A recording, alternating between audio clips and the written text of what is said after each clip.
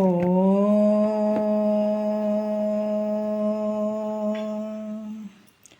ಗುರುರ್ಬ್ರಹ್ಮ ಗುರುರ್ವಿಷ್ಣು ಗುರುರ್ದೇವೋ ಮಹೇಶ್ವರಃ ಗುರು ಸಾಕ್ಷಾತ್ ಪರಬ್ರಹ್ಮ ತಸ್ಮೈ ಶ್ರೀ ಗುರವೇ ನಮಃ. ಧ್ಯಾನ ಮೂಲ ಗುರುಮೂರ್ತಿ ಪೂಜ್ಯ ಮೂಲ ಗುರುಪಾದ ಮಂತ್ರ ಮೂಲ ಗುರುವಾಕ್ಯ ಮುಕ್ತಿ ಮೂಲ ಗುರುಕೃಪಾ.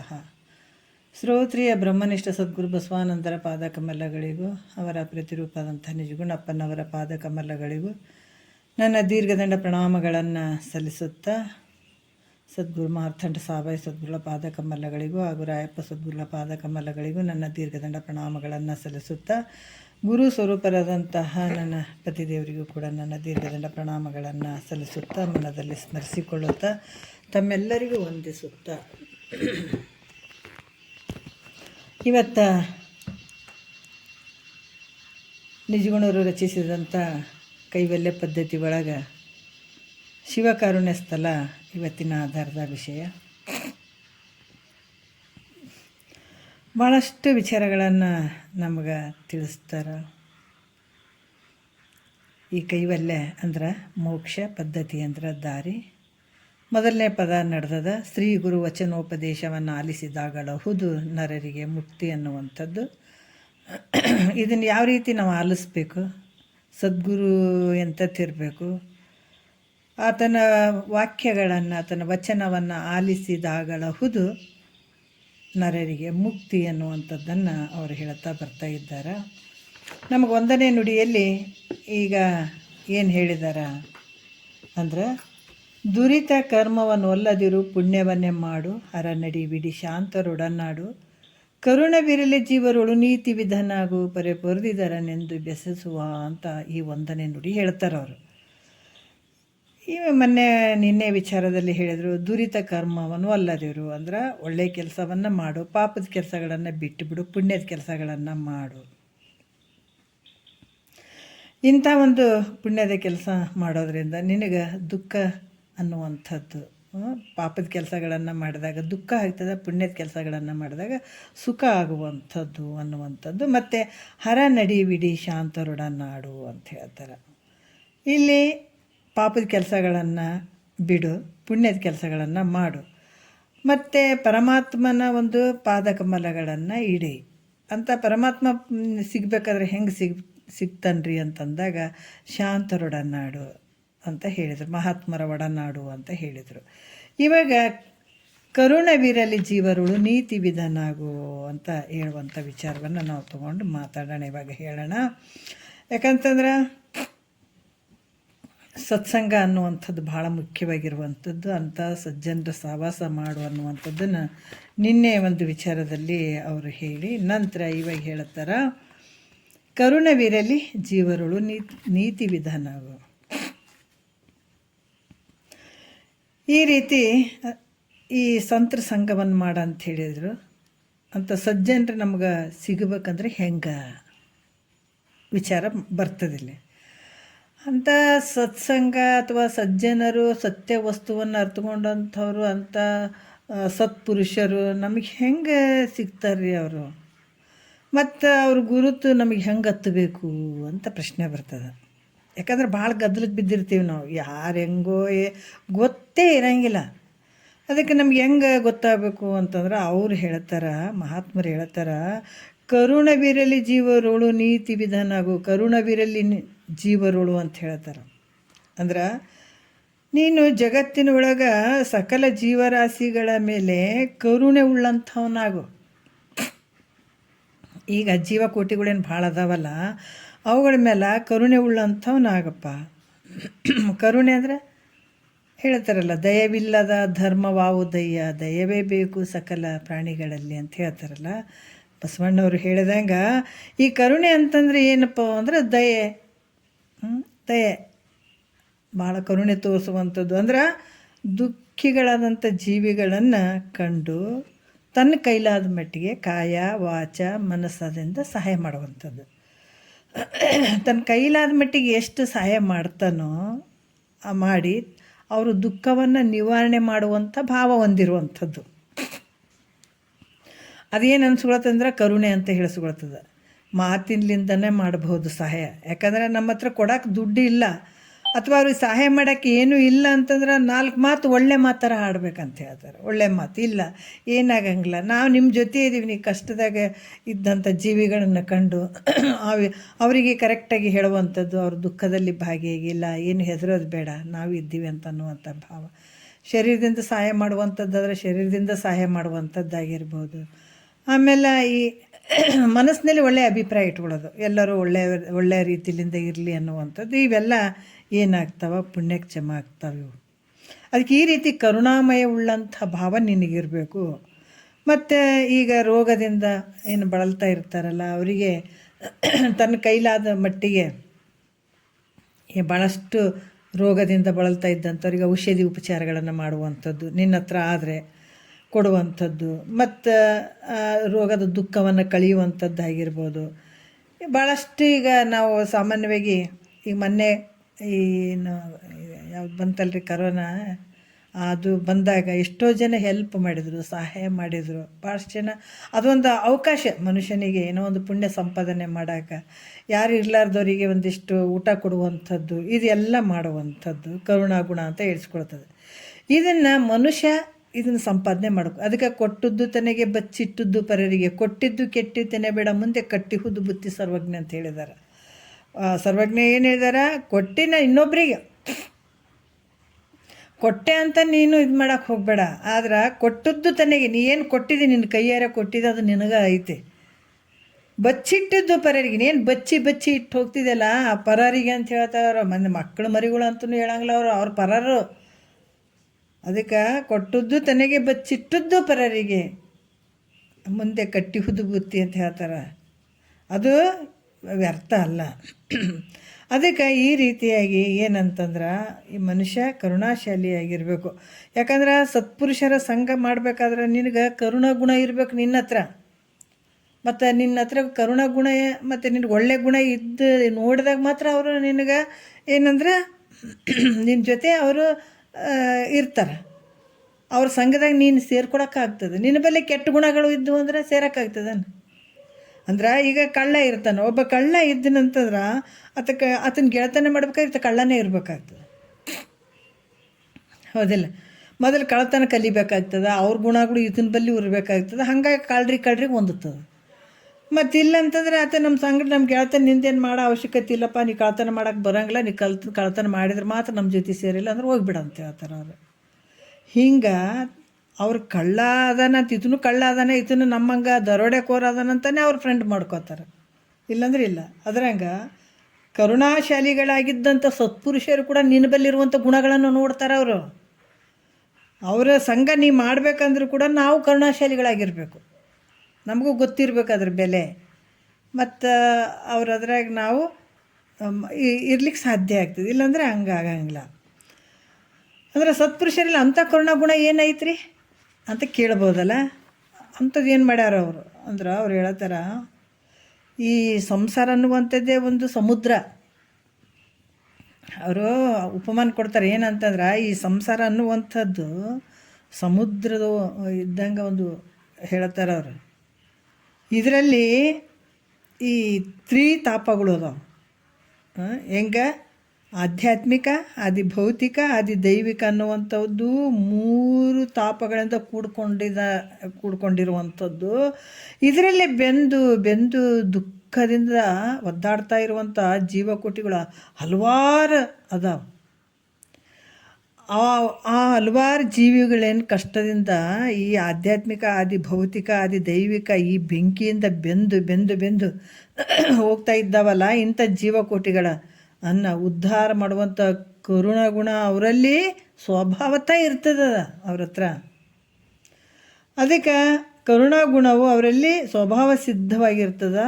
ಮತ್ತು ಅವರಿಗೆ ಅದೇ ಭಾವದಲ್ಲೇ ಇರ್ತಾರೆ, ಅವರಿಗೆ ಸ್ವಭಾವತಃ ಇರ್ತದೆ. ಅವರಿಗೆ ಹುಟ್ಟುಗುಣ ರೀ ಅಂತೀವಲ್ಲ ಹಂಗೆ ಅವರು ಸಕಲ ಜೀವರಾಶಿಗಳನ್ನು ನೋಡಿ ಮರಗ್ತಾರೆ. ಮತ್ತು ಅವ್ರನ್ನ ಉದ್ಧಾರ ಮಾಡ್ಬೇಕನ್ನುವಂಥ ಭಾವ ಇರ್ತದೆ. ಆಯಾ ರೀತಿಯಲ್ಲಿ ಮಹಾತ್ಮರು ಇರ್ತಾರೆ, ಸತ್ಸಂಗದಲ್ಲಿರುವಂಥವ್ರು ಇರ್ತಾರೆ. ಅದಕ್ಕೆ ಒಂದು ದೃಷ್ಟಾಂತ ಕೊಡ್ತಾರೆ ಅವರು, ಭಾಳ ಚಂದ ಕೊಡ್ತಾರೆ.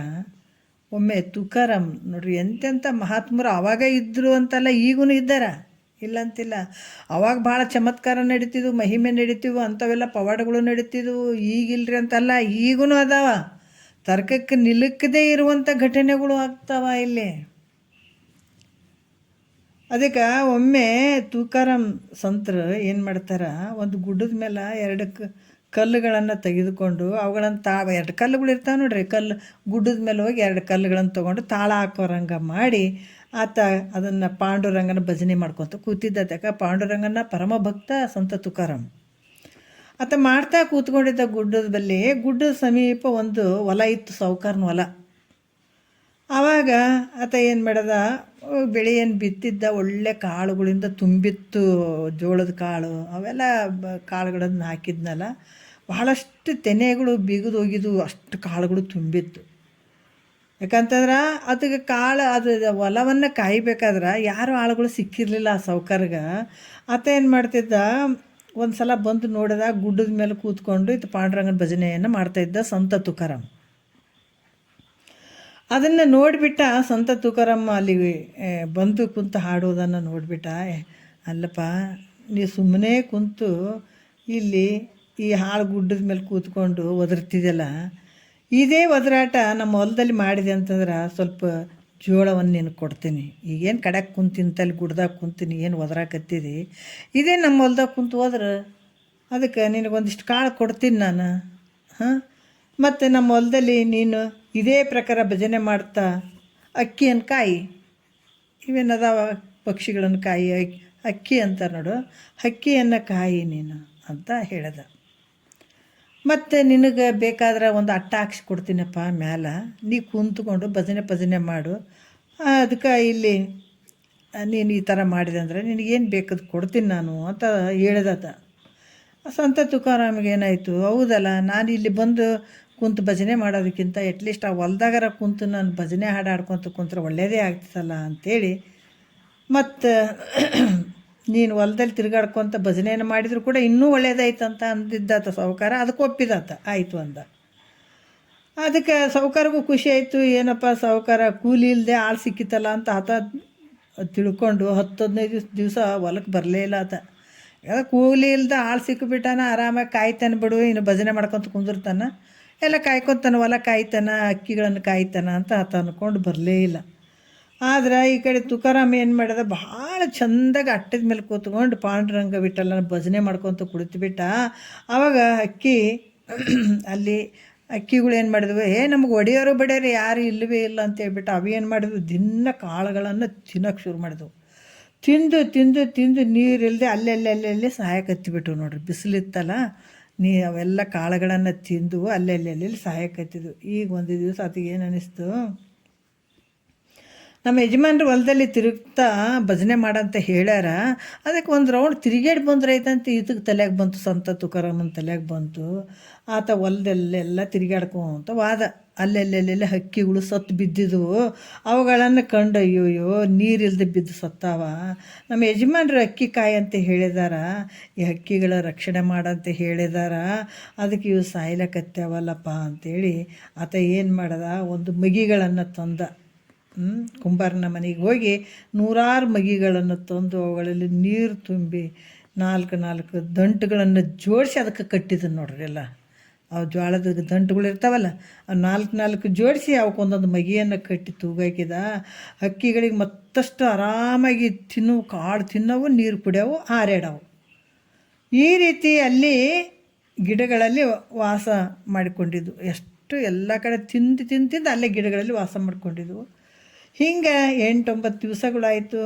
ಹೊಲ ಎಲ್ಲ ಹಾಳಾಗೋಯ್ತು ನೋಡ್ರಿ. ಎಲ್ಲ ಬಿದ್ದ ಹಕ್ಕಿಗಳು ಬಂದುಬಿಟ್ಟು ಹೊಲಕ್ಕೆ ಎಲ್ಲ ತಿಂದು ನೀರು ಕುಡಿದು ಅಲ್ಲೇ ಎಲ್ಲೋ ಒಂದು ಗಿಡ ಕಡೆ ಸೇರ್ಕೊಂಡ್ಬಿಡವು.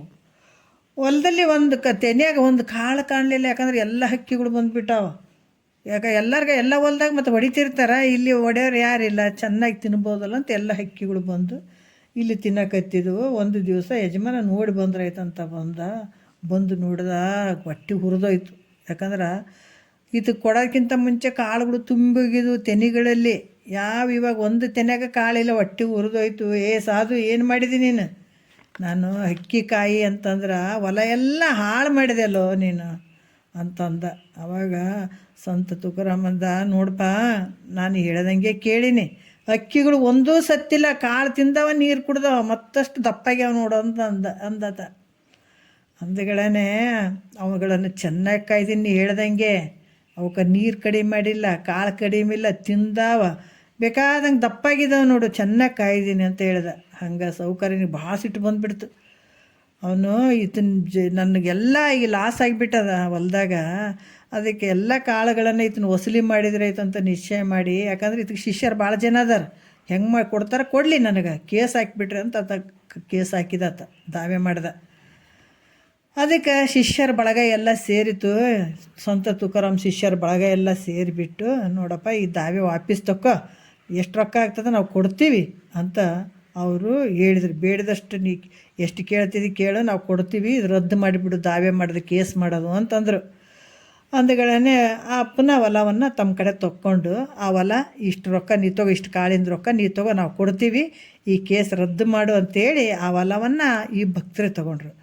ತೊಗೊಂಡು ಅದನ್ನೆಲ್ಲ ಸ್ವಲ್ಪ ಕಟ್ ಮಾಡಿ ಹೊಲದಲ್ಲಿ ಬೆಳೆಯನ್ನು ಅದೆಲ್ಲ ಕೂಲಿ ಹಚ್ಚಿ ಅದು ಏನು ಮಾಡಿದ್ರು, ಆಮೇಲೆ ಅದನ್ನು ಕೊಯ್ಸಿದ್ರು, ಎಷ್ಟಿಷ್ಟ ಅದ ಅದನ್ನೆಲ್ಲ ಸ್ವಲ್ಪ ಕೊಯ್ಸಿದ ಮೇಲೆ ಅಕಸ್ಮಾತ್ತಾಗಿ ಮಳೆ ಬಂತು. ಅವಾಗ ಮಳೆ ಬಂದು ಮತ್ತೆ ಏನಾಯ್ತವು, ಆ ಬೆಳೆ ಚಿಗುರಿತು. ಮತ್ತೆ ಒಂದೊಂದು ಬಡ್ಡಿಗೆ 4-6 ತೆನೆಗಳಾದವು ಅಂತ ನೋಡ್ರಿ.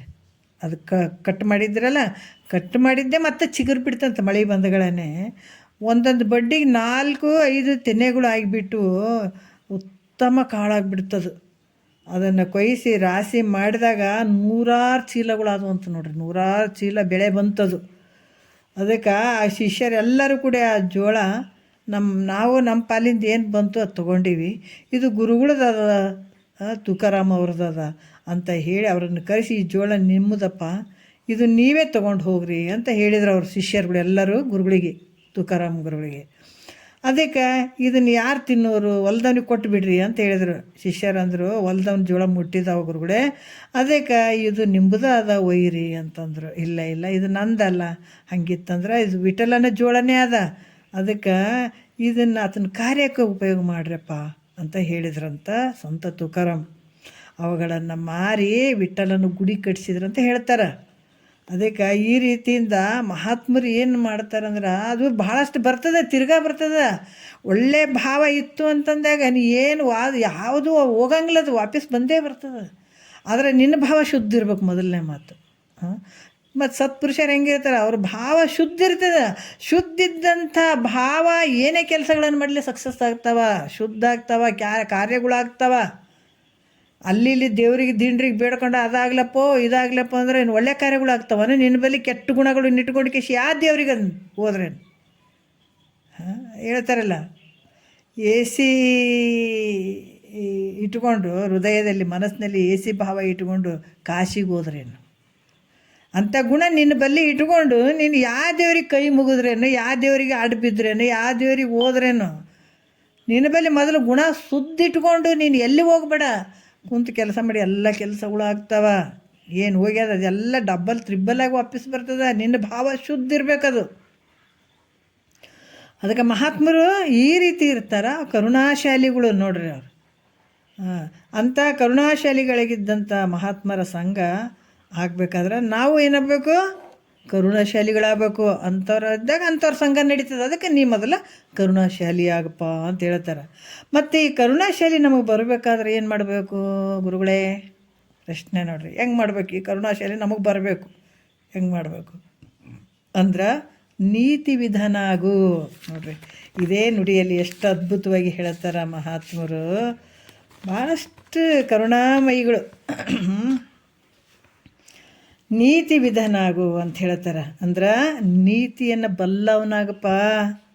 ಇದನ್ನು ಯಾವುದರಿಂದ ತಿಳಿದುಕೊಳ್ಬೇಕು ಈ ನೀತಿಯನ್ನು? ಯಾಕಂದ್ರೆ ನೀತಿ ಬಲ್ಲವನಾಗಂತ ನೀವು ಹೇಳಕತ್ತೀರಿ, ಯಾವುದರಿಂದ ತಿಳ್ಕೊಳ್ಬೇಕು ಈ ನೀತಿ? ಯಾವುದರಿಂದ ತಿಳ್ಕೊಳ್ಳಿ ನಾನು ಅಂತಂದ್ರೆ, ಭಾಳಷ್ಟು ನೀತಿಯನ್ನು ಬಲ್ಲಂಥವ್ರು ಮತ್ತು ಮಹಾತ್ಮರ ನೀತಿ ವಾಕ್ಯಗಳು ಅದಾವಲ್ಲ ಬೇಕಾದಷ್ಟು, ಇವುಗಳನ್ನು ತಿಳಿದು ನೀನು ನೀತಿವಂತನಾಗು. ಯಾಕಂದರೆ ಮನುಷ್ಯನಾಗಿದ್ದವನಿಗೆ ಅವಕಾಶ ಐತಿದು. ಇದೇನು ಶಾಸ್ತ್ರ ಯಾರಿಗೆ ಹೇಳ್ಯಾರ? ಇಷ್ಟು ಉದ್ಬೀಜ ಸ್ವೇದಜ ಅಂಡಜ ಜರಾಯುಜ ಅಂತ ಇಷ್ಟು ಜನ್ಮಗಳಲ್ಲಿ ಇಷ್ಟು ಗರ್ಭದಲ್ಲಿ ಬಂದವಲ್ಲ ಜೀವಾತ್ಮರು, ಅವು ಬೇರೆದವ್ರಿಗೆ ಹೇಳ್ಯಾರೇನು ಇದನ್ನು? ಶ್ರುತಿ ಪ್ರಮಾಣಗಳು ಯಾರಿಗೆ ಹೇಳಿದ್ದಾರೆ ಇವೆಲ್ಲ? ಗುರು ಯಾರಿಗೆ ಹೇಳಕ್ಕೆ ಬಂದಾನೆ ಇದೆಲ್ಲ? ಪ್ರಾಣಿ ಪಕ್ಷಿಗಳಿಗೆ ಹೇಳಕ್ಕೆ ಬಂದಾನೇನು? ಗಿಡ ಮರಗಳಿಗೆ ಹೇಳಕ್ಕೆ ಆಗ್ತದನ ಇದು? ನಿನಗೊಬ್ಬತ್ತಿಗೆ, ಯಾಕಂದ್ರೆ ನಿನ್ನ ಭಾಳ ದೊಡ್ಡ ದೊಡ್ಡ ಜನ್ಮ ಐತಿ ನಿಂದು. ನರ ಜನ್ಮದಿಂದ ಇಹದೋಳು ಮಿಗಿಲುಂಟೆ ಅಂತ ಹೇಳಿದಾರ. ಅದಕ್ಕೆ ನೀತಿಯಲ್ಲಿ ನಡ್ಕೊಳ್ಬೇಕಾದಂಥದ್ದು ನೀ ಪ್ರಯತ್ನ ಪಟ್ಟು ನಡ್ಕೊಂಡಾಗ ಎಲ್ಲ ಸಿಗ್ತದೆ ನಿನಗೆ. ಹಾಂ, ಅದಕ್ಕೆ ಇದು ಹೇಳಿ ಮಾಡಿಸಿದಂಥ ನೀನು ಇಂಥ ಆನಂದವನ ದುಃಖ ನಿವೃತ್ತಿ ಆನಂದ ಪ್ರಾಪ್ತಿ ಮಾಡ್ಕೊಳಕ್ಕೆ ಹೇಳಿ ಮಾಡಿಸಿದಂಥ ಶರೀರ ಇದು. ಅದಕ್ಕೆ ಇಂಥ ಒಂದು ನೀತಿ ಬೇಕಾದಷ್ಟು ಐತಿ ನೋಡಪ್ಪ. ತಿಳ್ಕೊಂಡು ನಿನ್ನ ಇಂಥದ್ದು ಈಗ ಸಂಸಾರದಾಗ ನೀನು ಸುಖನೇ ಇರಲಿ, ಸುಖನೇ ಬೇಕಂತಲೇ ಇಷ್ಟೆಲ್ಲ ವ್ಯಾವಹಾರಿಕ ಜೀವನ ಮಾಡಕತ್ತಿಲ್ಲ. ಮತ್ತು ಮಹಾತ್ಮರು ಏನು ಹೇಳ್ತಾರ? ಅದು ಬರೇ ಸಣ್ಣ ಸುಖಗಳಿಗೆ ಅಂತ ಪರಿ ಬಡ್ದಾಡ್ತಿದ್ದೆ. ಇದು ಯಾವಾಗಲೂ ಇರುವಂಥ ಸುಖಕ್ಕೆ ಇದಕ್ಕೆ ಬಡ್ದಾಡಂಗಿಲ್ಲ ನೀನು. ಇದಕ್ಕೆ ಎಷ್ಟು ಬಡ್ದಾಡ್ತೆ ಅಷ್ಟು ಸಿಗ್ತದೆ ನಿನಗೆ ಫಲ, ಹಂಗೆ ಹೋಗಂಗಿಲ್ಲ. ಅದಕ್ಕೆ ಅಲ್ಲಿ ಆ ಸುಖಕ್ಕೆ ಬೇಕಾದಷ್ಟು ಬಡ್ದಾಡ, ಅದು ಸಿಗ್ಬೋದು ಬಿಡ್ಬೋದು. ಆದರೆ ಇಲ್ಲಿ ಹಂಗಿಲ್ಲ. ನೀ ಎಷ್ಟು ಬಡ್ದಾಡ್ತೀನಿ ನಿನ್ನ ಸುಖ ಸಿಕ್ಕೇ ಸಿಗ್ತದೆ ಇಲ್ಲಿ. ಅದಕ್ಕೆ ಇಂಥ ನೀತಿಯನ್ನು ತಿಳ್ಕೊಳ್ಬೇಕಂದ್ರೆ ಎಲ್ಲಿಂದ ತಿಳ್ಕೊಳ್ಬೇಕಂದ್ರೆ ಮಹಾತ್ಮರ ನೀತಿಗಳುಂಟದಾವ. ಇವುಗಳನ್ನು ತಿಳಿದು ನೀತಿವಂತನಾಗು. ಮಹಾತ್ಮರ ವಾಕ್ಯಗಳು ಭಾಳಷ್ಟು ಅದಾವಲ್ಲ. ವಿದುರ ನೀತಿ ಅದ, ಚಾಣಕ್ಯ ನೀತಿ ಅದ, ನಾರದ ನೀತಿ ಅದ. ಇವೆಲ್ಲ ನೀತಿ ಅಂದ್ರೆ ನೀತಿ ಅಂದರೆ ಏನು? ದೊಡ್ಡವರು, ಗುರು ಹಿರಿಯರು, ಅವ್ರು ಯಾವ ಮಾರ್ಗದಿಂದ ಹೋಗಿ ಧನ್ಯರಾಗಿದ್ದಾರೋ. ಅದಕ್ಕೆ ನಾವು ಹೇಳ್ತೀವಿ, ಬರೀ ಮಹಾತ್ಮರು ಮಹಾತ್ಮರ ಹೆಸರುಗಳನ್ನು ಜಪಿಸ್ಕೊತ ಕುಂತರೂ ಅಷ್ಟಕ್ಕೂ ಆಗಂಗಿಲ್ಲ. ಅವ್ರನ್ನ ಪೂಜೆ ಮಾಡ್ಕೊತ ಕುಂತರೂ ಅಷ್ಟಕ್ಕೂ ಆಗಂಗಿಲ್ಲ. ಆದರೆ ಮಹಾತ್ಮರನ್ನು ನೆನೆಸು, ಅವ್ರನ್ನ ಪೂಜೆನೂ ಮಾಡು. ಬಟ್ ಅವ್ರ ದಾರಿ ಹೆಂಗೆ ನಡೆದಿದ್ದಾರೆ, ಯಾವ ಮಾರ್ಗವನ್ನು ಆರಿಸ್ಕೊಂಡು ನಡೆದಿದ್ದಾರೆ ಅದೇ ಮಾರ್ಗದಲ್ಲಿ ನೀನು ಹೋಗು. ಅದು ಪ್ರಯತ್ನ ಪಡ್ಬೇಕಾದಂಥದ್ದು ಭಾಳ ಮುಖ್ಯ. ಮಹಾತ್ಮರ ಹೋಗುವಂಥ ದಾರಿಯಲ್ಲಿ ನಾವು ಹೋಗುವಂಥದ್ದು ಪ್ರಯತ್ನ ಮಾಡಬೇಕು. ಅವ್ರು ಹೋಗ್ಯಾರ ನಾವು ಆಗಂಗಿಲ್ಲ ಅಂತ ಕುಂತ್ರೆ ಇಲ್ಲ, ಇಲ್ಲಿ ನಡೆಯಂಗಿಲ್ಲ. ಇಲ್ಲಿ ನೀ ನಡೆಯಬೇಕು, ದಾರಿ ನಡೆಯಬೇಕು, ಇದೇ ದಾರಿಗೆ ನಡಿಲೇಬೇಕು. ನಡಿಲಿಲ್ಲ ಅಂದ್ರೆ ಆಗಂಗಿಲ್ಲ. ಮತ್ತು ಎಷ್ಟು ಜನ್ಮಗಳು ತಿರುಗಾಡ್ಬೇಕಾಗ್ತದೆ, ಒಂದಲ್ಲ ಎರಡಲ್ಲ ರೀ. ಅದಕ್ಕೆ ಇಲ್ಲಿ ಕೂಡ ಗುರು ಹಿರಿಯರು ಯಾವ ಮಾರ್ಗದಿಂದ ನಡೆದು ಧನ್ಯರಾಗಿದ್ದಾರ ಅಂಥ ಮಾರ್ಗವನ್ನು ಇಡೀ. ಅದಕ್ಕೆ ನೀತಿ ಅಂತ ಹೇಳ್ತಾರ. ಅದಕ್ಕೆ ಆ ಮಾರ್ಗ ಯಾವುದು ಅಂತ ಕೇಳಿದ್ರು ಕೂಡ ಗುರು ಹಿರಿಯರು ಏನು ಹೇಳಿದಾರ ಆ ಮಾತನ್ನು ಮೀರದೆ ನಡೆಯುವಂಥದ್ದು. ಈ ಶಾಸ್ತ್ರ ಹೆಂಗದಂದ್ರೆ ಸಂಸಾರ ನೋಡ್ರಿ, ಇದು ಎಲ್ಲರೂ ಕೇಳಬೇಕಾದಂಥದ್ದು. ಮಕ್ಕಳಿಗಿನೂ ಕೆಲವು ಸಲ ನೋಡ್ರಿ ಇಂಥ ಒಂದು ಸಂಸ್ಕಾರ ಇತ್ತಂದ್ರೆ ಕಲ್ತ್ರು ಧನ್ಯರೇ ಆಗ್ತಾರೆ. ಯಾಕಂದ್ರೆ ಸಂಸಾರ ಹೆಂಗೆ, ಪರಮಾರ್ಥ ಹೆಂಗೆ, ಎರಡನ್ನೇ ಬ್ಯಾಲೆನ್ಸ್ ಮಾಡ್ಕೊಂಡು ಹೋಗೋಷ್ಟು ಶಕ್ತಿ ಬರ್ತದಿದ್ರಾಗ. ಜೀವನ ಗೆಲ್ಲುವಂಥ ತಾಕತ್ತು ಬರ್ತದಿದ್ರಾಗ. ಅಷ್ಟು ಬರೀ ನೋಡ್ರಿ ಭ್ರಮವಿದ್ಯೆ ಅವೆಲ್ಲ ಪಡ್ಕೊಂಡು ಒಂದು ಕಷ್ಟ ಬಂದ್ರೆ ಸತ್ಕೊಂಡು ಹೋಗ್ತಾವೆ, ಉರ್ಲಾಕೊಂಡು ಸಾಯ್ತಾವೆ, ಅಲ್ಲಿ ಇಲ್ಲಿ ಬಿದ್ದು ಸಾಯ್ತಾವ. ಆದ್ರೆ ಮಹಾತ್ಮರ ವಾಕ್ಯ ನೋಡ್ರಿ ಹೆಂಗದಾವೆ, ಎರಡನ್ನ ಕಲಿಸ್ತದೆ ಇದು.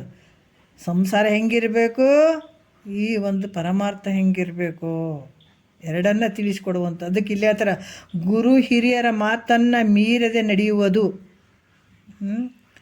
ಗುರು ಹಿರಿಯರ ಮಾತು ಲೌಕಿಕದಲ್ಲಿ ಕೂಡ ಹೇಳ್ತಾರಲ್ಲ, ಹಿರಿಯರು ಇಲ್ಲರಪ್ಪ ದೊಡ್ಡವ್ರ ಮಾತು ಕೇಳಬೇಕು ಅಂದ್ರೆ ಒಳ್ಳೆಯದಾಗ್ತದೆ ಅಂತ ಹೇಳಂಗಿಲ್ಲ.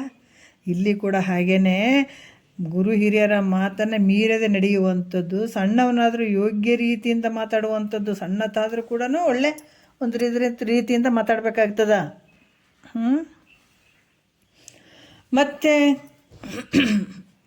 ದುಡ್ಡನ್ನು ಗಳಿಸ್ಬೇಕಾದ್ರೂ ಕೂಡ ಮತ್ತು ದಾನ ಧರ್ಮ ಉಪಕಾರ ಪರೋಪಕಾರ ಇವೆಲ್ಲವುಗಳನ್ನು ಖರ್ಚು ಮಾಡುವಂಥ ಕಾಲಕ್ಕೆ ಅಂದ್ರೆ ಇದ್ರಾಗ ಒಂದು ಮಹಾತ್ಮರು ಹೇಳ್ತಾರೆ, ನಾನೆಂದು ದುಡಿಯೋಣ ಬಾರ ಅಲ್ಲಿ ನಿಂದಂದು ನೀಡಿ ಮನಸಾರ. ನಾನೆಂದು ದುಡಿಯೋಣ ಬಾರ ಅಲ್ಲಿ ನಿಂದಂದು ನೀಡಿ ಮನಸಾರ. ಶಿವ ಶರಣರು ಹಸಿದು ಬಂದಾರ ಪಾದ ತೊಳೆದು ಮಾಡನು ಸೇವಾ ಪೂರ.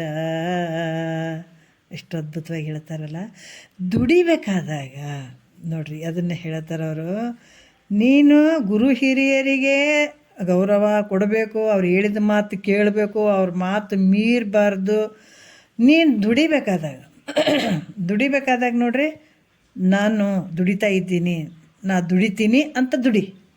ಆದರೆ ದಾನ ಧರ್ಮ ಪರೋಪಕಾರ ಮಾಡಬೇಕಾದಾಗ, ಶರಣರ ಸೇವೆ ಮಾಡಬೇಕಾದಾಗ, ಮಹಾತ್ಮರ ಸೇವೆ ಆದಾಗ ಅದು ನಿಂದು ಅಂತ ಮಾಡು. ನಾನೆಂದು ದುಡಿಯೋಣ ಬಾರ, ಅಲ್ಲಿ ನಿಂದಂದು ನೀಡಿ ಮನಸಾರ, ಶಿವ ಶರಣರು ಹಸಿದು ಬಂದಾರ, ಪಾದ ತೊಳೆದು ಮಾಡೋನು ಸೇವಾ ಪೂರ. ಎಷ್ಟು ಅದ್ಭುತವಾಗಿ ಹೇಳ್ತಾರೆ. ಅದಕ್ಕೆ ನಾನು ದುಡಿಬೇಕಾದಾಗ ನಾನು ದುಡಿಬೇಕು ಅಂತ ಮಾಡು, ಆದ್ರೆ ನೀಡಬೇಕಾದಾಗ ನಿಂದು ಅಂತ ಕೊಡು. ಮತ್ತು ಎಲ್ಲ ಕೊಡ್ಬೇಕೇನ್ರಿ, ದಾನ ಮಾಡ್ಬೇಕೇನ್ರಿ, ಪರೋಪಕಾರ ಅಂದ್ರೆ ನಾವು ದುಡ್ದು ದೋಟ ಅವರಿಗೆ ಹಾಕ್ಬೇಕೇನ್ರಿ? ಹಂಗಲ್ಲ. 1 ರೂಪಾಯಿದಾಗ ನಿನ್ನ ಬಲ್ಲಿ 3/4 ಭಾಗ ನಿನ್ನ ಸಂಸಾರಕ್ಕೆ ಇಟ್ಕೋ, 1/4 ಭಾಗ ದಾನ ಧರ್ಮ ಮಾಡು. ಎಲ್ಲ ಮಾಡ್ಬೇಕಂತೇನಿಲ್ಲ ಇಲ್ಲಿ.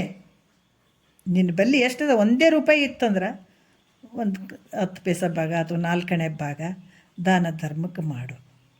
ಅದು ಗುರುಗಳು ಹೇಳ್ತಿದ್ರು ಈ ಮಾತು. ಹೆಂಗಂದ್ರೆ ಮನ್ಯಾಗ ಮಕ್ಕಳು ಅದಾರ, ಹೆಂಡ್ತಿ ಗಂಡ, ಅದ್ರಾಗ 1 ಪೈಸೆ ಆದ್ರೂ ಪರವಾಗಿಲ್ಲ, ಎಲ್ಲರ ಕಡೆಯಿಂದ ದಾನ ಮಾಡ್ಬೇಕಂತ ಹೇಳ್ತಿದ್ರು ಅವರು. 1 ರೂಪಾಯಿ ಆದರೂ ಪರವಾಗಿಲ್ಲ, 1 ಪೈಸೆ ಆದರೂ ಪರವಾಗಿಲ್ಲ, ಅದು ಆ ಥರ ದಾನ ಮಾಡ್ಬೇಕಂತ ಹೇಳ್ತಿದ್ರು.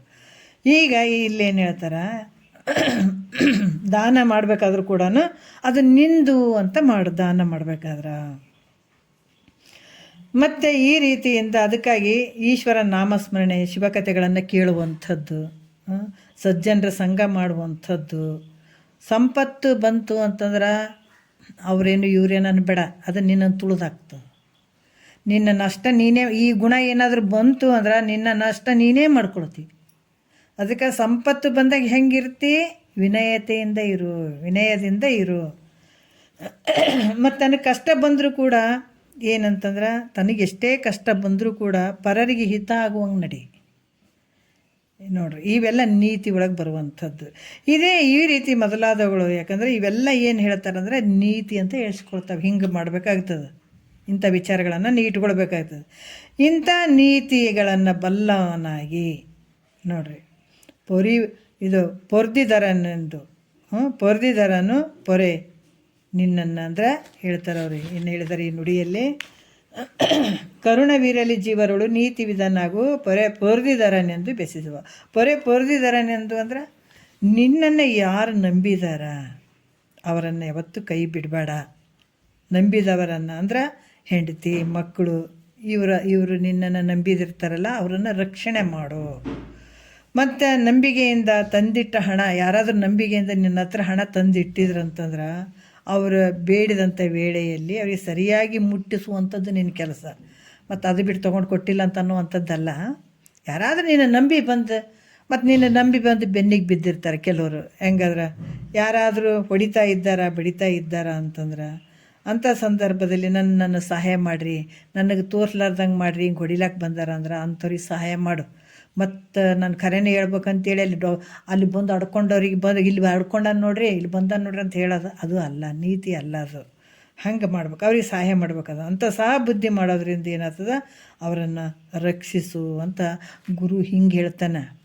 ಈ ರೀತಿ ಮಾಡಿದಾಗ ಅದಕ್ಕೆ ಪೊರೆದಿದರನೆಂದು ಬೆಸೆಸುವ ಸದ್ಗುರು ಹಿಂಗೆ ಹೇಳ್ತಾನೆ. ಈ ರೀತಿ ಮಾಡಪ್ಪ ಅಂತ ಇಲ್ಲಿ ಹೇಳ್ತಾರೆ. ಇಲ್ಲಿ ಕೂಡ ಮತ್ತೇನು ಹೇಳ್ತಾರೆ, ಈ ಜೀವ ಸಂಬೋಧನಾ ಸ್ತರದ ವಿಚಾರಗಳನ್ನು ಹೇಳ್ತಾರೆ ಅವರು. ಏನು ಹೇಳ್ತಾರೆ? ನಿಂದಿಸಿ ನುಡಿಯದಿರಾರನ್ನು ಮನಸ್ಸಿಗೆ ಬಂದಂತೆ ನಡೆಯದಿರಿಹದಲ್ಲಿ ಕುಂದು ಒಡೆಯದಿರು ಕಾಮಾದಿಗಳನ್ನು ಜಯಿಸೆಂದು ಕೈ ಬಿಡಿದು ಅನುಗ್ರಹಿಸುವ.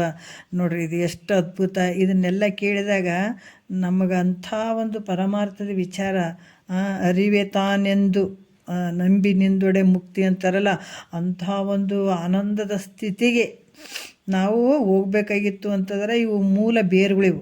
ಇವನ್ನೆಲ್ಲ ನಾವು ಗಟ್ಟಿಯಾಗಿ ಮಾಡ್ಕೊಳ್ಬೇಕು. ಅಂದಾಗ ಮಾತ್ರ ಮುಂದೆ ನಮ್ಗೆ ಕೃಪೆಗಳು ಆಗ್ತಾವ, ಎಲ್ಲನೂ ಸಿಗ್ತದೆ. ಅದಕ್ಕೆ ಮಹಾತ್ಮರು ಇದನ್ನು ಹೇಳ್ತಾರೆ, ಇವನ್ನೆಲ್ಲ ಇಟ್ಕೊಂಡು ಮುಂದಕ್ಕೆ ಹೋದ್ರೆ ಅದು ಹತ್ತಂಗಿಲ್ಲ. ಅದಕ್ಕೆ ನಿಂದಿಸಿ ನುಡಿಯದಿರ ಆರನು ಮನಸ್ಸಿಗೆ ಬಂದಂತೆ ನಡೆಯದಿರಿಹದಲ್ಲಿ ಕುಂದು ಒಡೆಯದಿರು ಕಾಮಾದಿಗಳನ್ನು ಜಯಿಸೆಂದು ಕೈ ಬಿಡಿದು ಅನುಗ್ರಹಿಸುವ ಅಂತ ಈ 2ನೇ ನುಡಿಯಲ್ಲಿ ಹೇಳ್ತಾರೆ. ಯಾಕಂತಂದ್ರೆ ನಿಂದಿಸಿ ಯಾರನ್ನು ದೊಡ್ಡವರನ್ನಾಗಲಿ ಸಣ್ಣವರನ್ನಾಗಲಿ ಪಾಪಾತ್ಮರನ್ನಾಗಲಿ ಪುಣ್ಯಾತ್ಮರನ್ನಾಗಲಿ ನಿಂದಿಸಿ ಮಾತಾಡಬೇಡ. ಅದರಿಂದ ಏನಾಗ್ತದ, ನಿನಗೆ ದೋಷ ಬರ್ತದಪ್ಪ. ಅದಕ್ಕೆ ದುರಿತದೊಳಗೆ ಅಧಿಕ ಪಾಪ, ದುರಿತ ಅಂದರೆ ಪಾಪ, ಪಾಪದೊಳಗೆ ಅಧಿಕವಾಗಿರುವಂಥದ್ದು ಯಾವುದು ಅಂದ್ರೆ ನಿಂದೆ ಅಂತ ಹೇಳ್ತಾರೆ. ನಿಂದೆ ಅಂದ್ರೆ ನಾವು ಮಾತಾಡ್ತೀವಿ ನಾವು ಏನಂತಾರಲ್ಲಪ್ಪ ಅವರಿಗೆ, ನಾವು ಮಾತಾಡ್ಕೋತೀವಲ್ಲ ಇನ್ನೊಬ್ಬರ ಬಗ್ಗೆ, ಯಾವತ್ತು ಮಾತಾಡ್ಕೊತಿರ್ತೀವಿ ನೋಡ್ರಿ ಇನ್ನೊಬ್ಬರ ಬಗ್ಗೆ, ಅದು ನಿಂದೆ.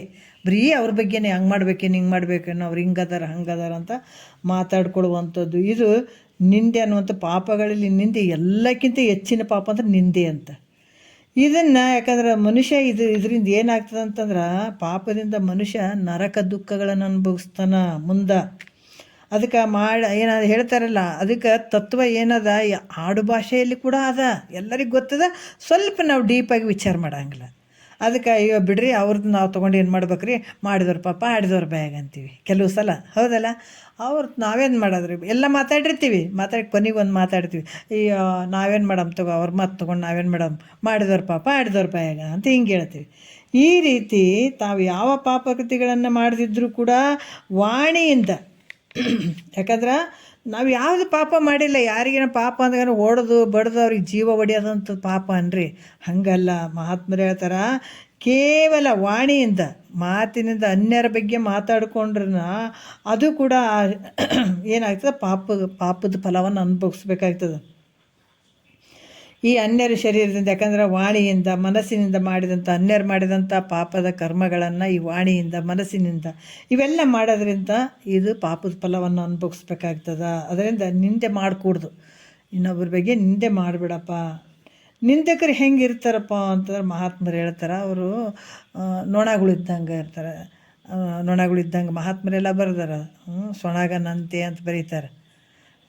ಇಲ್ಲೇನು ಹೇಳ್ತಾರೆ, ನೊಣಗಳು ಎಷ್ಟೇ ಒಂದು ಒಳ್ಳೆಯ ಆಹಾರದ ಮೇಲೆ ಇದ್ದರೂ ಕೂಡ, ಅವು ಕೆಳಗೆ ಬಿದ್ದಿದ್ರೂ ಕೂಡ ಯಾವುದೊಂದು ಅದನ್ನು ನೋಡೋಂಗಿಲ್ಲ. ಪಕ್ವಾನ್ನದ ಕಡೆಗಳ ಎಷ್ಟು ಬಿದ್ದಿದ್ರು ಕೂಡ ಅವಕ್ಕೆ ನೋಡ್ದೇ ಹೊಲಸು ಪದಾರ್ಥದ ಕಡೆಗೆ ಹೆಂಗೆ ಹಾರಿ ಹೋಗ್ತದೋ ಅದ್ರಂಗೆ ಇವರು ಕೂಡ ಏನಂತಂದ್ರೆ ದುರ್ಜನರು ಜನರಲ್ಲಿದ್ದಂಥ ಸದ್ಗುಣಗಳನ್ನು ಬಿಡ್ತಾರೆ.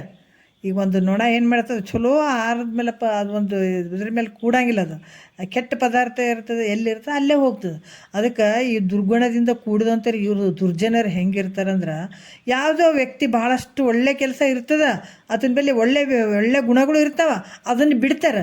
ಆದರೆ ಕೆಟ್ಟ ಗುಣಗಳನ್ನು ಮಾತ್ರ ನಿಂದೆ ಮಾಡೋಕ್ಕೆ ಶುರು ಮಾಡ್ತಾರೆ. ಅವರಲ್ಲಿ ದುರ್ಗುಣಗಳನ್ನು ಮಾತ್ರ ಆರಿಸ್ಕೊಂಡು ಮಾತಾಡೋಕ್ಕೆ ಶುರು ಮಾಡ್ತಾರೆ. ಇದರಿಂದ ಅವರ ಮಾಡಿದಂಥ ಪಾಪ ಕರ್ಮಗಳ ಫಲವನ್ನು ಅವರೇ ಅನುಭವಿಸ್ತಾರೆ. ಅವ್ರು ಮಾಡಿದಂಥದ್ದು ಪಾಪದ ಕರ್ಮಗಳು ಏನಿರ್ತಾವೋ ಅವ್ರು ಅನುಭವಿಸ್ಬೇಕಾಗ್ತದೆ. ಜಗತ್ತಿನ ಜನರಿಂದ ಅವ್ರು ಏನು ಮಾಡ್ತಾರೆ, ಒಂದೊಂದು ದಿವಸ ಅಪಕೀರ್ತಿಯನ್ನು ಹೊಂದುತ್ತಾರೆ. ಅದಕ್ಕೆ ಸಜ್ಜನರು ಇಲ್ಲಿ ತಮ್ಮಲ್ಲಿರ್ತಕ್ಕಂಥ, ಯಾಕಂದ್ರೆ ಸಜ್ಜನರು ಏನು ಮಾಡ್ತಾರಂದ್ರೆ, ಇನ್ನೊಬ್ಬರಲ್ಲಿರುವಂಥ ದುರ್ಗುಣಗಳನ್ನು ಬಿಟ್ಟು ಅವ್ರ ಬಲ್ಲಿರುವಂಥ ಸದ್ಗುಣಗಳನ್ನೇನದಾವ ಅವುಗಳನ್ನೇ ತಗೊಂಡು ಅವುಗಳನ್ನೇ ಬೆಳೆಸಿ ಹೇಳೋದ್ರಿಂದ ಜಗತ್ತಿನಲ್ಲಿ ಕೀರ್ತಿಯನ್ನು ಹೊಂದುತ್ತಾರೆ. ಮಹಾತ್ಮರು ಏನು ಮಾಡ್ತಾರೆ, ಒಂದು ಸಲ ಸಿದ್ಧಾರೂಢದ ಒಂದು ವಿಚಾರ ಬರ್ತದೆ ನೋಡ್ರಿ, ಇನ್ನು ಮುಂದೆ ಹೇಳ್ತಾರೆ ಏನು ಮಾಡ್ತಾರೆ ಗೊತ್ತಿಲ್ಲ ನನಗೆ. ಬಟ್ ಒಬ್ಬತ್ತ ಬಂದಿದ್ನಲ್ಲ ಊಟಕ್ಕೆ, ಎಲ್ಲ ದಾಸೋಹ ಮಾಡ್ತಾಯಿದ್ರು. ಸಿದ್ಧಾರೂಢರು ಹೊರಗಡೆ ಕೂತಿದ್ರು. ಊಟ ಮಾಡಬೇಕಾದಾಗ ಎಲ್ಲರೂ ಊಟಕ್ಕೆ ಹೋದರು. ಗಂಗಾಳ ತೊಗೊಂಡು ಒಳಗಡೆ ಹೋಗ್ಬೇಕಾಗಿತ್ತು, ತೊಗೊಳ್ಬೇಕಾಗಿತ್ತು. ಈತ ಏನು ಮಾಡ್ದ, ಊಟ ಮಾಡಿರಲಿಲ್ಲ, ಇನ್ನೂ ಊಟಕ್ಕೆ ಹೋಗ್ಬೇಕು. ಅದು ಒಂದು ಗಂಗಾಳ ತೊಗೊಂಡು ಹಿಂಗೆ ಹೊಟ್ಟೆಯಲ್ಲಿ ಇಟ್ಕೊಂಡು ಮ್ಯಾಲೆ ಶರ್ಟ್ ಹಾಕೊಂಡು ಕೂತ್ಕೊಂಡ್ಬಿಟ್ಟ ಒಯ್ಬೇಕಂತೇಳಿ. ಆವಾಗ ಸಿದ್ಧಾರೂಢರಿಗೆ ಗೊತ್ತಾಯಿತು ತೊಗೊಂಡದ್ದು, ಅದು ಅವ್ರಿಗೆ ಗೊತ್ತು, ಬಲ್ಲವ್ರಿಗೆ ಗೊತ್ತಾಗಿ ನಂತರ ಊಟ ಮಾಡಂದ್ರೆ ಅಥವಾ ಅಲ್ಲ ಅನ್ನಕತ್ತಾನ. ಅಲ್ಲಿದ್ದವರು ಸ್ವಲ್ಪ ಊಟ ಮಾಡಪ್ಪ ಮಾಡಂತಂದ್ರೆ ಅಲ್ಲಂದ್ರೆ ಆತ ಏನು ಮಾಡ್ತಾನೆ, ಊಟ ಮಾಡ್ತಾನೆ ತಡ್ರಿ, ಆತನ ಬಲ್ಲಿ ಗಂಗಾಳ ಇಟ್ಕೊಂಡು ಕುಂತಾನ, ಅದನ್ನು ತೊಗೊಂಡು ತೊಳ್ಕೊಂಡು ಊಟ ಮಾಡ್ತಾನೆ ಅಂದ್ರಂತ. ಅಂದಾಗ ಆತಗೆ ಒಂಥರ ಆಗಿಬಿಡ್ತು ಅಂತ. ಹೋಗಿಬಿಟ್ಟು ಮತ್ತು ಆತ ಅದೇ ಗಂಗಾಳವನ್ನು ತೊಗೊಂಡು ಹೋಗಿ ಊಟ ಮಾಡಿದ, ಪ್ರಸಾದ ಮಾಡಿದ ಅಂತ ಬರ್ತದೆ. ಯಾಕಂದ್ರೆ ಅದು ಇಟ್ಕೊಂಡೋದಕ್ಕೆ ಅವ್ರು ಬೈಬೋದಾಗಿತ್ತು, ಬೈಲಿಲ್ಲ. ಆದರೆ ಅಷ್ಟೇ ಒಂದು ಒಳ್ಳೆ ರೀತಿಯಿಂದ ಹೇಳಿದರು ಅವರು, ಆತನ ಒಂದು ತಪ್ಪನ್ನು ಹೇಳಿದರು. ಹಂಗೆ ಮಹಾತ್ಮರು ಏನು ಮಾಡ್ತಾರಂದ್ರೆ, ದುರ್ಗುಣಗಳನ್ನು ಎತ್ತಿ ಹಾಡಂಗಿಲ್ಲ, ಅದರಲ್ಲಿರುವಂಥ ಒಂದು ಒಳ್ಳೆ ಗುಣವನ್ನು ತೊಗೊಂಡು ಎತ್ತಿ ಅದ್ರ ಬಗ್ಗೆ ಹೇಳ್ತಾರೆ. ಹಂಗಾಗಿ ಅವ್ರೇನು ಮಾಡ್ತಾರೆ, ಜಗತ್ತಿನೊಳಗೆ ಕೀರ್ತಿಯನ್ನು ಹೊಂದುತ್ತಾರೆ. ಇದು ಅಪಕೀರ್ತಿ ಅನ್ನುವಂಥದ್ದು ಏನಂದರೆ ಪಾಪಕ್ಕೆ ಕಾರಣಭೂತವಾಗಿರುವಂಥದ್ದು. ಅದರಿಂದ ಇಲ್ಲಿ ಕೂಡ ಹೇಳ್ತಾರೆ, ಅಪನಿಂದೆ ಮಾಡೋಕ್ಕೆ ಹೋಗ್ಬೇಡಪ್ಪ.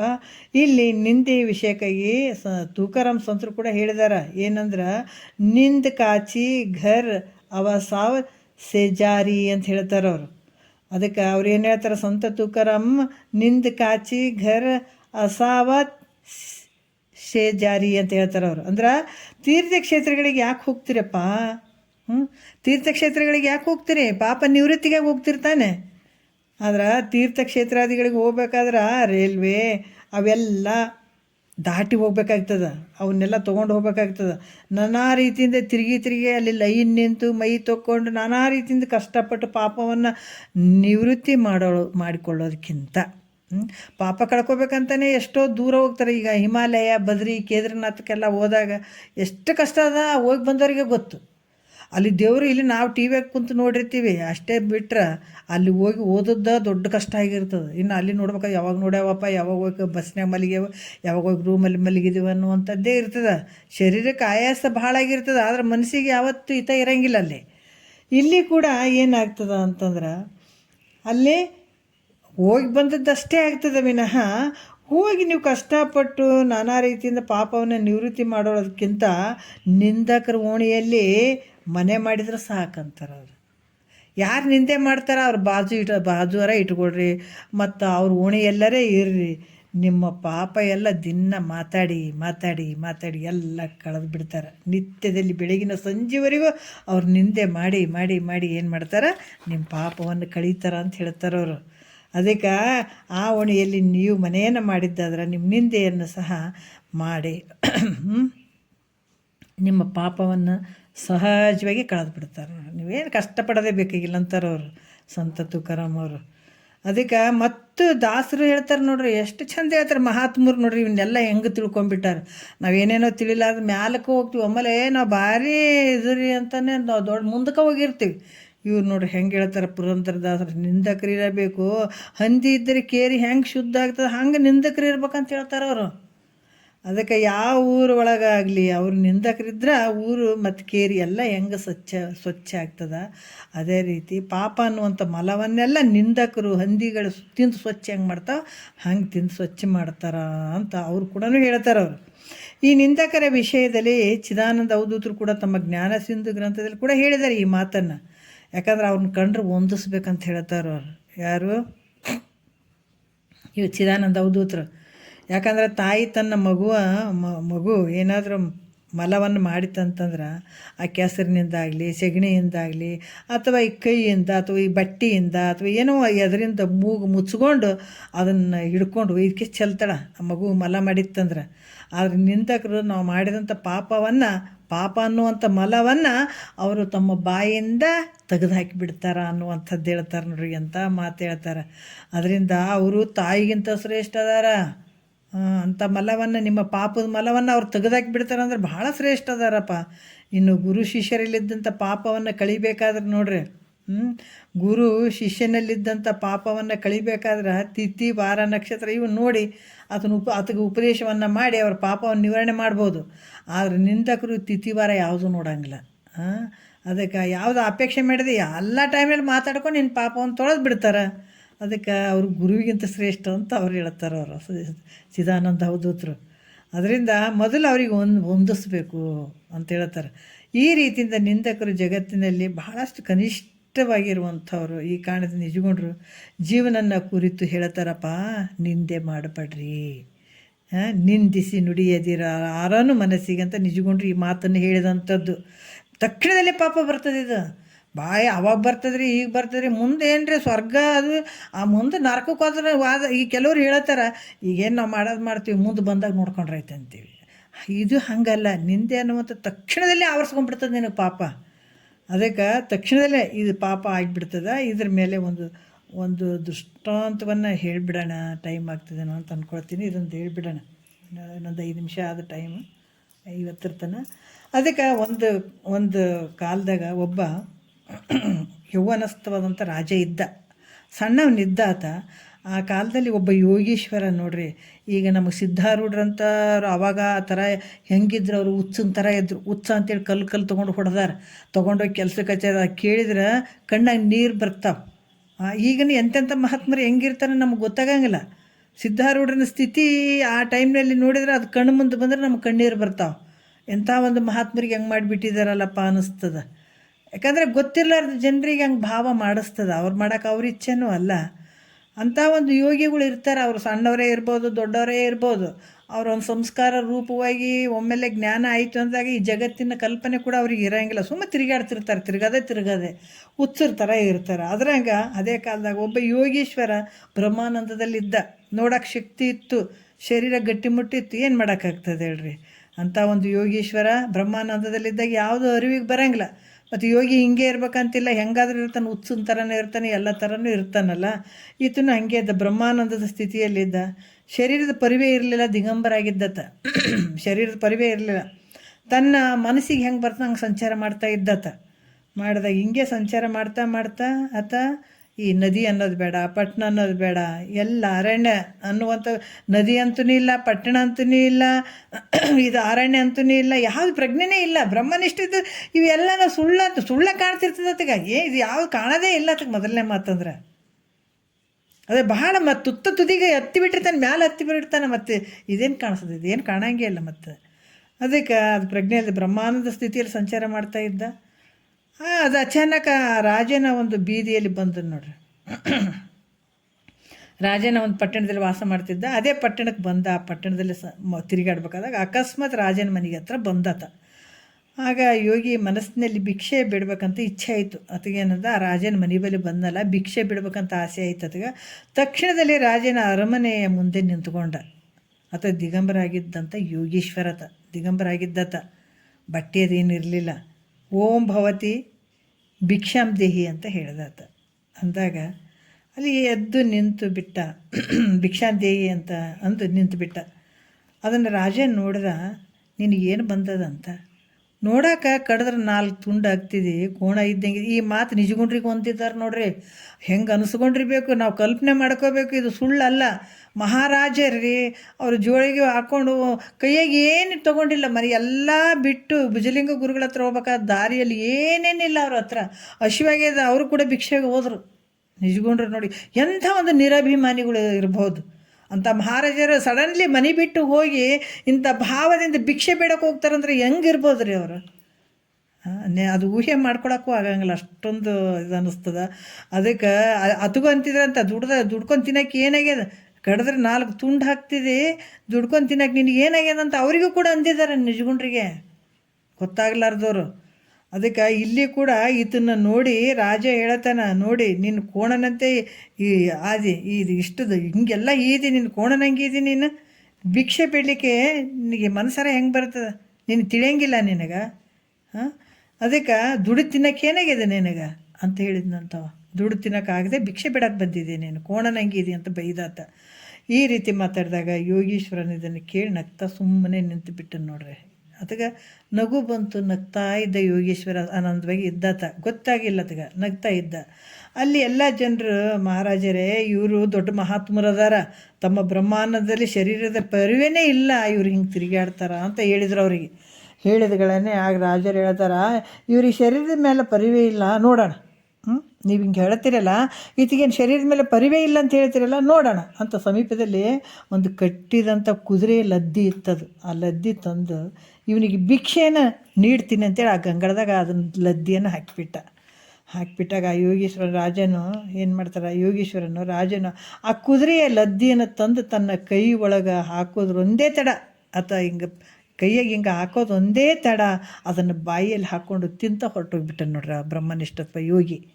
ಆ ಲದ್ದೆನೇ ಬಾಯಿಗೆ ಹಾಕ್ಕೊಂಡು ತಿಂತ ಹೋಗ್ಬಿಟ್ಟ.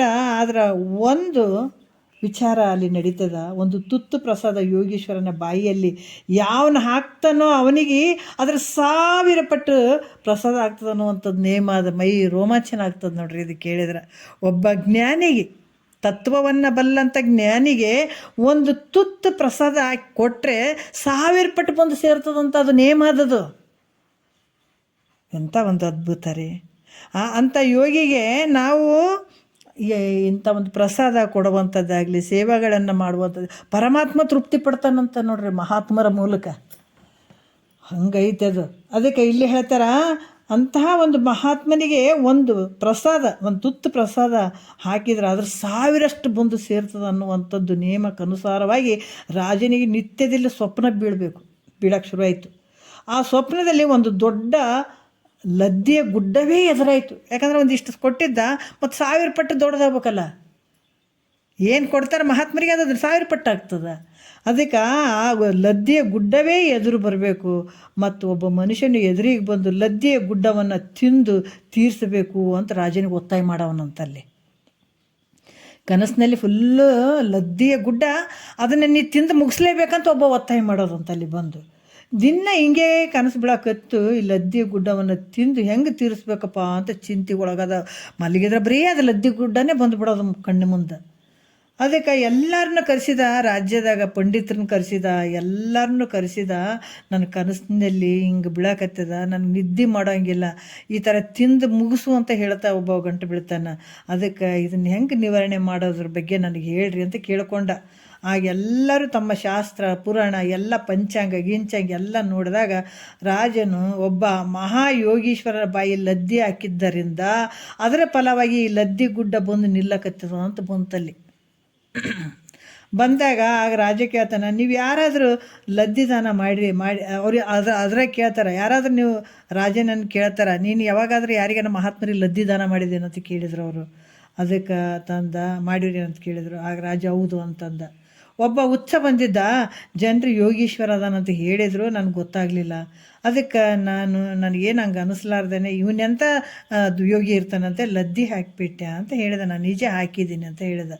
ಆ ಪಂಡಿತರು ಹೇಳ್ತಾರೆ, ಹಾಗಾದ್ರೆ ಇದಕ್ಕೆ ಬಿಡ್ಲಿಕ್ಕೆ ಬರೋದಿಲ್ಲ, ತಿಂದು ತೀರಿಸ್ಲೇಬೇಕಿದು. ನೋಡ್ರಿ ಮಹಾತ್ಮರದ್ದು ಹೆಂಗೆ ಇರ್ತದ. ಅದಕ್ಕೆ ಇಂಥ ಯಾರಿಗೆ ನಾವು ನೆಗ್ಲೆಕ್ಟ್ ಮಾಡೋಂಗಿಲ್ಲ, ಯಾರು ಹೆಂಗಿರ್ತಾರೆ ಅಂತ ಹೇಳ್ಬಿಟ್ಟು ತಿಳ್ಕೊಬೇಕಾಗ್ತದೆ. ಅದಕ್ಕೆ ಅದೇ ಬೇರೆ ಉಪಾಯವಿಲ್ಲದೆ ಹೇಳಿದ. ಆವಾಗ ಇದನ್ನು ತಿಂದು ಹೆಂಗೆ ತೀರಿಸ್ಬೇಕು, ಉಪಾಯ ಏನಾದರೂ ಇದ್ದರೆ ಹೇಳ್ರಿ ಅಂತ ಭಾಳಷ್ಟು ಒಂದು ಇದರಿಂದ ಕೇಳ್ಕೊಳಕ್ಕೆ ಶುರು ಮಾಡಿದೆ ಎಲ್ಲರಿಗೆ. ಆ ಗುಡ್ಡ ಸವಿಬೇಕಾದ್ರೆ ನಿಂದೆಯಿಂದಲೇ ಸವಿತದಂತ ಹೇಳಿದ್ರು ಅವರು. ಆ ಗುಡ್ಡ ಸವಿಬೇಕಾದ್ರೆ ನಿಂದೆಯಿಂದ ಸಿಗ್ತದೆ. ಅದಕ್ಕೆ ಅದು ನಿಮಗೆ ಹೆಂಗೆ ಪ್ರಾಪ್ತವಾಗಬೇಕು ಅಂತ ಕೇಳಿದ್ರೆ ಅದು ಹೇಳ್ತಾರೆ ಅವರು, ನಿಮ್ಗೆ ಹೆಂಡ್ರಿಲ್ಲ, ಅದನ್ನ ಹೆಂಗೆ ನಾನು ಇದನ್ನು ಕಳ್ಕೊಳ್ಳಿ ಅಂತಂದಾಗ ಅದು ನಿಂದೆಯಿಂದನೇ ನಿಂದೆಯಿಂದನೇ ಅದು ನಿವೃತ್ತಿ ಆಗ್ತಂದಾಗ ಆವಾಗ ಮತ್ತು ಇದು ಹೆಂಗೆ ನನಗೆ ಮಾಡ್ಕೊಳ್ಳಿ ಅಂತಂದಾಗ ನಿಮ್ಗೆ ಹೆಣ್ತಿಲ್ಲ, ಯಾರೂ ಇಲ್ಲ, ಹೆಂಡ್ತಿ ತೀರ್ಕೊಂಡಳ, ಯೌವನ ವಯಸ್ಸಿನಿರುವಂಥ ಒಬ್ಬ ಮಗಳದಾಳ, ಅವ್ನು ಕರ್ಕೊಂಡು ಹೋಗಿ ಊರವರೆಗಿರುವಂಥ ಜನರಿಲ್ಲದ, ನಿಮ್ಮ ಬಂಗ್ಲೆ ಅದ ಊರವರೆಗೆ ಒಂದು ಇದರಲ್ಲಿ ತೋಟದ ಮನೆಯಲ್ಲಿ ಒಂದು ಬಂಗ್ಲೆ ಅದ, ಆ ಬಂಗ್ಲೆಯಲ್ಲಿ ನಿನ್ನ ಮಗಳನ್ನ ಕರ್ಕೊಂಡು ಹೋಗಿ ಇದ್ದು ಬಿಡು, ನಿನಗೆ ಹೆಂಗೂ ಹೆಂಡ್ತಿ ಇಲ್ಲ, ನೀವಿಬ್ಬರೇ ವಾಸ ಮಾಡಬೇಕು, ಯಾರ ಜನರು ಬರಬಾರ್ದು ಅಲ್ಲಿಗೆ ಅಂತ ಹೇಳಿದರು. ಅದಕ್ಕೆ ನಿಮ್ಮನ್ನು ಅವ್ರು ಏನು ಮಾಡ್ತಾರೆ, ಜನ ಏನು ಮಾಡ್ತಾರೆ, ನಿಮ್ಮನ್ನು ನಿಂದೆ ಮಾಡೋಕ್ಕೆ ಶುರು ಮಾಡ್ತಾರೆ. ಹೆಂಡ್ತಿ ಇಲ್ಲ ಏನಿಲ್ಲ, ಒಂದು ಯೌವನಸ್ಥ ಮಗಳನ್ನು ಕರ್ಕೊಂಡೋಗಿ ಯಾರಿಲ್ಲಾರಂಥ ಬಂಗ್ಲೆಯಲ್ಲಿ ಇದ್ದಾನ ತಂದು ಯಾರು ಹೋಗೋರಿಲ್ಲ ಬರೋರಿಲ್ಲ, ಏನು ಕತ್ತೀಯೋ ಏನು ಊರ ಮಂದಿ ಮಾತಾಡ್ಕೋತಾರಲ್ಲ, ಹಂಗೆ ಎಲ್ಲರೂ ನಿಂದೆ ಆಗ್ತಾರೆ. ಆಗ ಆ ಗುಡ್ಡ ಕರಗ್ತದ ಅಂತ ಹೇಳಿದ್ರು ಅವರು. ರಾಜ ಅದರಂತೆ ಮಾಡಿದ. ಜನರು ರಾಜನ ತಲೆ ಕೆಟ್ಟದ, ಇದ್ದೊಬ್ಬ ಮಗಳನ್ನು ಕರ್ಕೊಂಡೋಗಿ ಹೆಣ್ತಿಲ್ಲ ಏನಿಲ್ಲ, ಲಗ್ನ ವಯಸ್ಸು ಬಂದದ, ಮದುವೆ ಮಾಡಲಾರ್ದ ಅವಳನ್ನು ಕರ್ಕೊಂಡೋಗಿ ಜನರಿಲ್ಲದ ಸ್ಥಳದಲ್ಲಿ ತಾನೇ ವಾಸ ಮಾಡಕತ್ತಾನ ಅಂದಮೇಲೆ ಇಂಥ ರಾಜ ಇದ್ದೇನು, ಹೋದ್ರೇನು ಸತ್ರೇನು, ಪ್ರಯೋಜನ ಏನು ಅಂತ ಮಾತಾಡ್ಕೊಳಕ್ಕೆ ಶುರು ಮಾಡಿದರು. ಅವಾಗೆಲ್ಲ ಲದ್ದಿ ಹೆಂಗೆ ಮಾತಾಡ್ಕೋತಾರೆ ಹಂಗೆಲ್ಲ ಲದ್ದಿ ಗುಡ್ಡ ಕರಗಕ್ಕೆ ಶುರು ಆಯ್ತಂತ ನೋಡ್ರಿ. ಯೋಗೀಶ್ವರನ ಬಾಯಿಲಿ ಎಷ್ಟು ಹಾಕಿದ್ನೋ ಅಷ್ಟು ಮಾತ್ರ ಉಳಿತಂತದು. ಎಲ್ಲ ಕರಿಗೆ ಎಲ್ಲ ನಿಂದೆ ಮಾಡ್ಕೊಳಕ್ಕೆ ಶುರು ಮಾಡಿದ್ರು, ಊರ ಮಂದಿನೇ, ಒಬ್ಬರಲ್ಲ. ಆವಾಗ ಏನಾಯಿತು, ಲದ್ದಿ ಗುಡ್ಡನೇ ಹೋಗಿ ಕೊನೆಗೆ ಏನಾಯಿತು, ಆ ಮಹಾತ್ಮಗೆ ಹಾಕಿದ್ರಲ್ಲ ಇಷ್ಟೇ ಲದ್ದಿ ಅಷ್ಟೇ ಉಳಿತು. ಅದಕ್ಕೆ ಇದನ್ನು ತಿಂದು ಮುಗಿಸ್ಬೇಕು ಅಂತ ಹೇಳಿದರು. ಈ ರೀತಿಯಾಗಿ ಮಹಾತ್ಮರು ಹೇಳ್ತಾರೆ, ಎಂಥ ಪಾಪ ಇದ್ರೂ ಕೂಡ ನಿಂದೆಯನ್ನು ಎಂಥ ಪಾಪ ಇದ್ರೂ ಕೂಡ ನಿಂದೆಯಿಂದ ನಿವೃತ್ತಿ ಆಗ್ತದೆ. ಅದಕ್ಕೆ ಅದು ನಿಂದ ಮಾಡ್ತಕ್ಕಂಥ ಪುರುಷರಿಗೆ ಹೋಗ್ತದೆ. ಅವರು ನಿಂದೆ ಮಾಡಿದಂಥ ನಿಂದ ಯಾರು ಮಾಡ್ತಾರ ಅವರಿಗೆ ಹೋಗ್ತದದು. ಅದರಿಂದ ಪಾಪಕ್ಕೆ ಗುರಿಯಾದ ನಿಂದೆಯನ್ನು ಮಾಡಿಕೊಡ್ದಪ್ಪ ಅಂತ ಮಹಾತ್ಮರು ಭಾಳಷ್ಟು ಎಂಥ ಒಂದು ವಿಚಾರವನ್ನು ನಮಗೆ ಹೇಳ್ತಾರೆ ನೋಡ್ರಿ. ಭಾಳಷ್ಟು ಅದ್ಭುತ ವಿಚಾರಗಳು ಅದಾವ. ಮತ್ತು ನಾಳೆ ಏನೇನು ಹೇಳ್ತಾರೆ ಸ್ವಲ್ಪ ನೋಡ್ಕೊಂಡು ಹೋಗೋಣ. ಇದನ್ನು ಭಾಳ ಅದ್ಭುತವಾಗಿ ಹೇಳಿದ್ದಾರೆ ನಿಜಗೊಂಡ್ರು. ಇದು ನಾವು ಪರಮಾರ್ಥದಲ್ಲಿ ಅಂಥ ಒಂದು ಮಹಾತ್ಮರ ದಾರಿಗೆ ಹೋಗಕತ್ತೀವಿ. ಅದನ್ನು ಅವ್ರು ಏನು ಯಾವುದನ್ನು ತಲುಪಿದಾರ ಅದನ್ನು ನಾವು ತಲುಪಬೇಕನ್ನುವಂಥ ಛಲ ನಮಗಿರಬೇಕು. ಹೋಗಬೇಕಾದಾಗ ನಮಗೆ ಈ ಒಂದು ಗಟ್ಟಿಯಾದಂಥ ಒಂದು ಇದು ಕಾಲಮ್ಗಳು ಇರಬೇಕು. ಗಟ್ಟಿಯಾದಂಥ ಮಾರ್ಗವನ್ನು ನಾವು ಹಿಡಿಬೇಕಾಗ್ತದೆ. ಹಿಡಿದಾಗ ನಮಗೆ ಮುಂದಕ್ಕೆ ಹೋಗೋಕ್ಕೆ ಸಾಧ್ಯ ಆಗ್ತದೆ. ಅದನ್ನು ನಿಜಗುಂಡ್ರು ಹೇಳ್ತಾ ಇದ್ದಾರೆ. ನಾವೆಲ್ಲರೂ ನಿಜಗುಂಡ್ರ ಹಿಂದೆ ಹೋಗೋಣ, ಅವ್ರು ಹೇಳ್ದಂಗೆ ಕೇಳೋಣ ಅಂತ ಹೇಳಿ ಒಂದೆರಡು ಮಾತು ಗುರುಗಳ ಪಾದಕ್ಕೆ ಅರ್ಪಿಸಿ ಹರ ಓಂ.